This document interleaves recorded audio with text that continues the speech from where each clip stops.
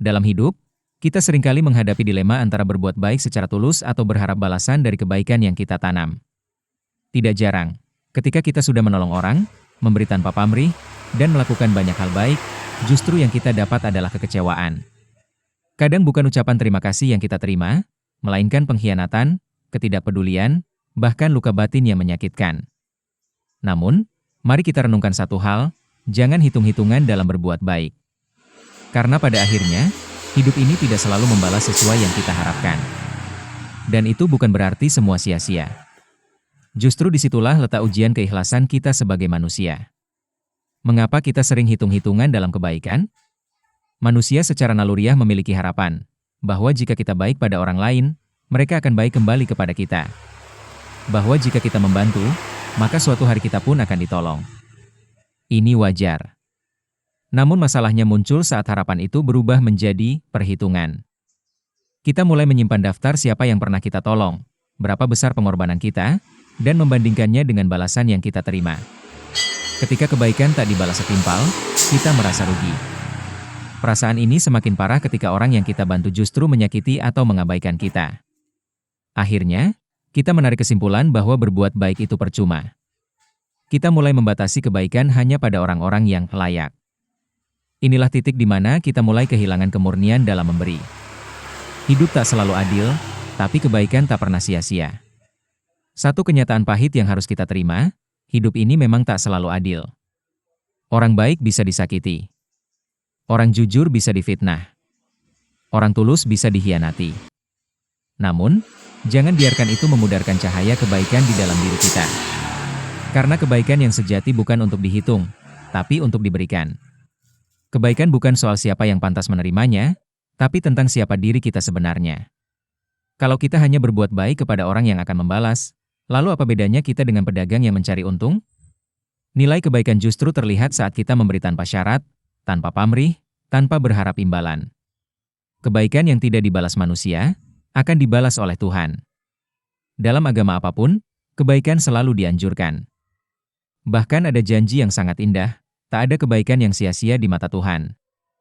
Mungkin hari ini kamu memberi makan orang yang kelaparan, dan besok kamu yang ditolong di saat tidak diduga. Tapi bukan oleh orang yang sama, melainkan oleh tangan-tangan yang Tuhan gerakkan. Tuhan tidak tidur. Kebaikan yang tak dihargai manusia, tetap dicatat dengan sempurna di langit. Pernahkah kamu dalam kondisi susah, lalu tiba-tiba ditolong oleh seseorang yang tak kamu kenal? Bisa jadi itu balasan atas kebaikan yang kamu berikan dulu. Tapi ingat, Tuhan membalas bukan dengan cara yang kita minta, tapi dengan cara terbaik yang kita butuhkan. Ikhlas bukan pasrah, tapi percaya. Ikhlas adalah kata yang sering kita ucapkan tapi susah dipraktikkan. Ikhlas bukan berarti kita tidak boleh merasa kecewa. Tapi setelah kecewa itu datang, kita memilih untuk memaafkan dan tetap berbuat baik. Ikhlas itu seperti menanam benih di tanah yang gersang, tanpa tahu kapan hujan akan turun. Tapi tetap menanam, karena kita percaya pada musim yang Tuhan janjikan. Saat kita berhenti menghitung-hitung kebaikan, hidup akan terasa lebih ringan. Tak ada beban yang harus ditagih. Tak ada harapan yang harus ditunggu. Kita memberi karena kita ingin menjadi manusia yang bermanfaat. Titik. Kisah-kisah kebaikan yang menginspirasi. Dalam kehidupan nyata, ada banyak kisah nyata yang membuktikan bahwa kebaikan, sekecil apapun, tak pernah sia-sia. Kisah seorang supir ojek online yang pernah membantu seorang lansia di jalan, dan beberapa tahun kemudian, anak dari lansia tersebut menjadi pelanggan tetap yang memberinya penghasilan lebih. Kemudian ada juga kisah seorang guru yang tulus mengajar di desa terpencil, tanpa bayaran besar, akhirnya dikenang dan diundang ke luar negeri karena murid-muridnya sukses dan tak melupakan jasanya. Dan kisah seorang anak yang sabar merawat ibunya, kemudian hidupnya berubah saat tiba-tiba ada tawaran pekerjaan dari teman lamanya yang terinspirasi dari ketulusan hatinya. Kisah-kisah ini bukan dongeng. Mereka nyata, dan mereka adalah bukti bahwa kebaikan memiliki jalannya sendiri untuk kembali kepada kita.